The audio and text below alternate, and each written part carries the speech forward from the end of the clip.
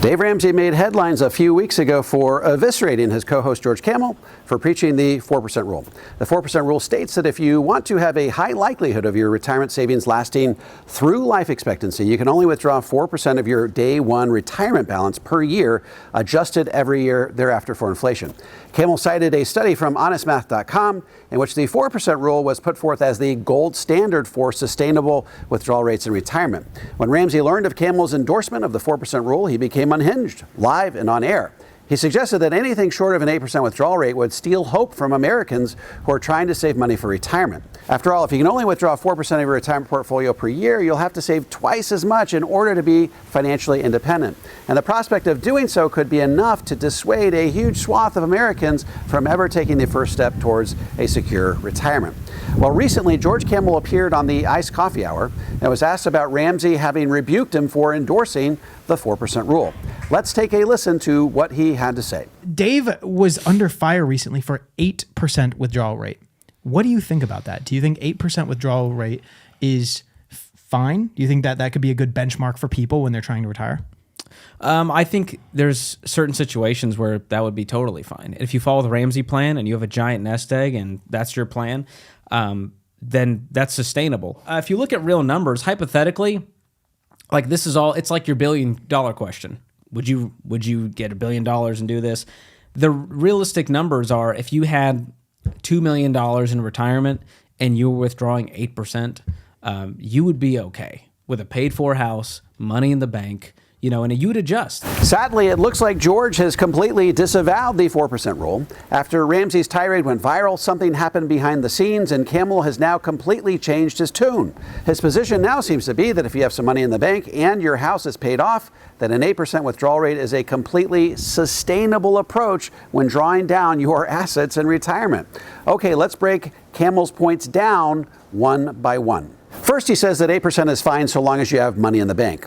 Okay, the 4% rule must be obeyed with precision or your likelihood of running out of money prior to life expectancy begins to skyrocket. So all of this begs the question, exactly how much money would you have to have in the bank to be able to double your withdrawal rate in retirement?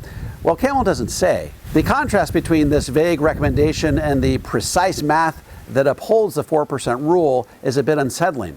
Secondly, he says that if in addition to having money in the bank, you also have your house paid off, you can safely double your sustainable withdrawal rate in retirement to 8%. Does having your house paid off really justify you doubling your withdrawal rate to 8%? Eliminating your house payment in retirement doesn't shield you from the mathematical realities associated with taking unduly high distributions from your retirement portfolio.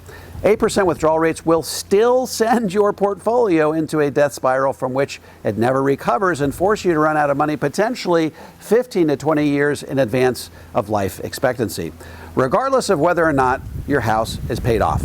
Let's keep listening. Dave said on the show with Rachel was like, well, hey, what if the return that year was 10% instead of 12? He'd go, well, you could take it down to 6%. But the key here is being flexible with your spending in retirement. So in retirement, if you're going, I need 12 grand to sustain this or else it's all going to fall apart, you've already failed. You need to have a lot of margin for error in retirement. And that's why we tell people, like, invest 15% as soon as you're out of debt. Once you have the house paid off, invest way more, max out retirement accounts. So the amount of people who are actually having to live this out is probably slim to none. The argument of 4% or 6% or 8%. And there's a lot of studies that show, because all of this is based on the Monte Carlo simulation. Or the Trinity study. Monte Carlo situation. And so a lot of them showed you could have negative money in retirement. You could have way more than you ever imagined in retirement. But it's the failure rate. If Dave Ramsey's 8% over 30, it's 48% or 60% failure rate. It was at a point, it was over a 30-year time frame, but there was a high failure rate. And it's like, do you want to give that to a 50-50 coin flip of failing that, assuming you keep your expenses at 8% adjusted for inflation every year beginning the first year? The other thing is that if you have a few bad years initially, it's almost 100% sequence of risk rate. Return is what you're Absolutely. talking about. Yeah. Okay, so Kamel is sort of bouncing all over the place here, trying to justify his having abandoned the 4% rule. And finally, the host has had enough. He forces Kamel to acknowledge the high failure rate of an 8% withdrawal. It's over 50%. It's a coin flip. You have a 1 in 2 chance of having your money last as long as you do if you follow Ramsey's advice. These are the cold, hard facts. Let's see how Kamel wriggles his way out of this one. I think realistically, people adjust lifestyle depending on market conditions. And so that's why I think what Dave was saying was there's a lot of hope stealers out there who are like, if you don't have $2 million, you're screwed because you have to do 4%. If you don't do that, you're screwed. What Dave's saying is you're going to be okay. If you have no debt and $1 million, $2 million, $3 million in retirement, you're going to have a fine life and you can withdraw more than 4%. Here, Kamel conflates the amount of money that you have in retirement with the sustainable rates of withdrawal you can take on that money. Apparently, if you have $1 to $3 million in retirement, then you don't have to worry about withdrawal rates at all. You're immune to running out of money before you die. The truth is, even if you accumulated $3 million by day one of retirement, if you take 8% withdrawals, you face the same 50% likelihood of running out of money as someone with only $500,000. It has nothing to do with how much money you have and everything to do with the percentage you're withdrawing on an annual basis. Furthermore, his recommendation to simply adjust your spending in retirement based on the returns of your portfolio every year flies in the face of sustainable retirement strategy. Retirees aren't looking to eyeball how much they can take from their portfolios based on market returns each and every year. Rather, they want to know what amount they can reliably withdraw on an annual basis regardless of returns in the market. Unfortunately, in an effort to conform to Ramsey's 8% dogma, Kamel finds himself tap dancing and dissembling in a rather meandering and incoherent way. Next, the host asks if Kamel was called onto the carpet behind the scenes in the wake of Ramsey's viral tirade. Let's take a listen. Did Dave talk to you at all about this after the call? Because it seemed like he said, if George said something like that, we're going to take the video down. Oh, yeah. Well, the producer talked to him. He was like, hey, the caller took that out of context maliciously. Here's what George actually said. And Dave was like, oh, okay, cool. And moved on with this day. So if I understand this correctly, the producer told Ramsey that the caller, Jay Disberger out of Kansas City, took Kamel's quote maliciously out of context. Well, I interviewed Jay on my own show, and I can assure you that he did not take anything maliciously out of context, and his motives were completely pure. Let's take a look at the George Kamel video that Jay was actually quoting. There's a site called honestmath.com, and they ran 10,000 different financial simulations to get this chart and show you these numbers. All right, so let's look at this chart. On the left side, we see years in retirement. On the top, we see the withdrawal rate. And as you can see, if you have a 30-year retirement with a 4% withdrawal rate, you're gonna have 3% of that account balance remaining 30 years later. As you can see, nothing was taken out of context. George quoted a study by honestmath.com in which a 4% withdrawal rate over a 30-year retirement leaves you with 3% of your day one retirement balance at the end of that time period. Jay Disberger was merely quoting Kamel, quoting that study. Let's keep listening. No, we didn't crazy have on Twitter because we know this. The financial community blew up over this. The day before posting our Dave exhausting. Ramsey video, this blew up on Twitter. And I was texting Jack. I'm like, dude, you see this stuff going down on Twitter? Tens of millions of views. Everyone is posting memes of like Dave Ramsey with like Lambos and this luxury lifestyle. Oh my like gosh. Withdrawing 8%. That's hilarious. It was hilarious. Well, the financial community for a long time has loved to use Dave as a punching bag for clicks and views. We all know that.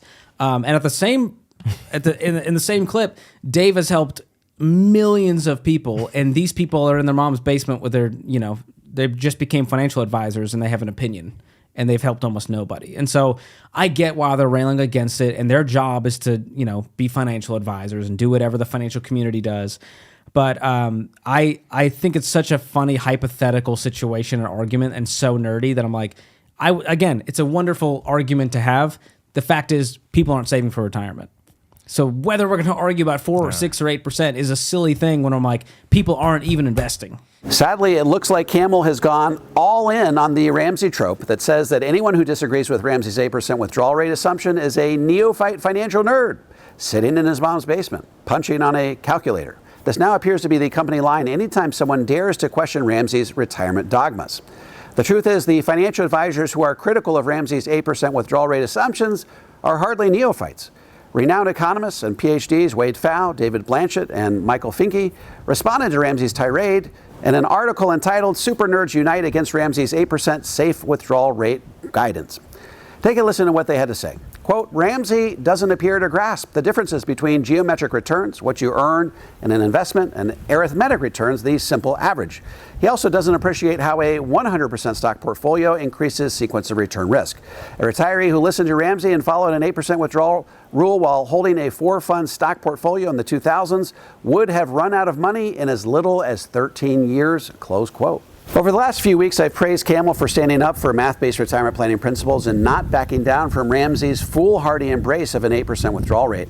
But alas, I fear that George values his position as Ramsey's co-host far more than he does the truth about sustainable withdrawal rates in retirement. If you would like some help implementing a balanced, comprehensive approach to tax-free retirement that shields you from the impact of higher taxes, head on over to davemcknight.com and click on the Connect with an Advisor button. I'm happy to refer you to an advisor in the Powers Hero network that has been trained, vetted, and qualified personally by me. If you're a financial professional and want to learn how to become a certified Powers Hero advisor, head on over to powershero.com and opt into my free video series. And if you have any comments or questions, feel free to drop them into the comment section below. I'll respond to every single one of them personally. And don't forget to click like, subscribe, and the bell so you never miss a video. This is David McKnight. I look forward to seeing you on the next video.